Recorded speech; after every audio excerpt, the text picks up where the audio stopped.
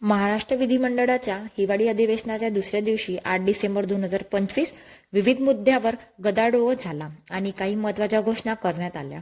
शक्ती कायदा, शक्ती लॉ.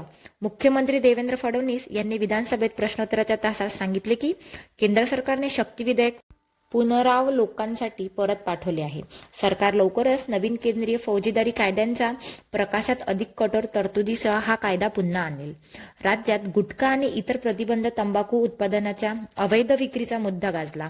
मुख्यमंत्री देवेंद्र फडणवीस यांनी कबूल केले की सध्याचे कायदे कमकुवत आहे आणि संघटित गुटखा तस्करी रोखण्यासाठी महाराष्ट्र संघटित गुन्हेगारी नियंत्रण कायद्यासारख्या MCOCA कठोर तरतुदी लागू करण्याचा सरकार विचार करत आहे.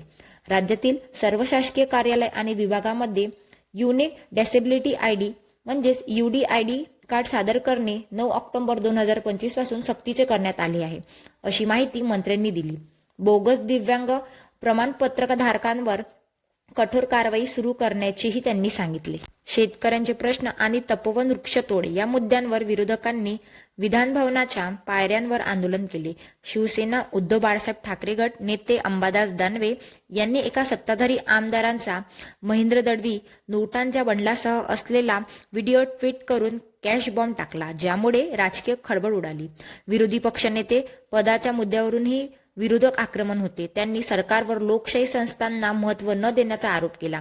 अधिवेशनाच्या पहिल्या दिवशी 8 डिसेंबर सादर करण्यात आलेला 75,286 कोटी रुपयांचा विक्रमी पुरवणी मागण्यांवर चर्चा झाली. विरोधकांनी आर्थिक शिस्त बिघडल्याचा आरोप केला. एकंदरीत दुसऱ्या दिवशी विरोधकांचा आक्रमकपणा आणि सरकारने काही महत्त्वाच्या मुद्द्यावर शक्ती कायदा, गुटखाबंदी कठोर भूमिका घेण्याची तयारी दर्शवणे या घडामोडी प्रामुख्याने दिसून आल्या. आर्यस न्यूज सक्षम महाराष्ट्र करिता नागपूर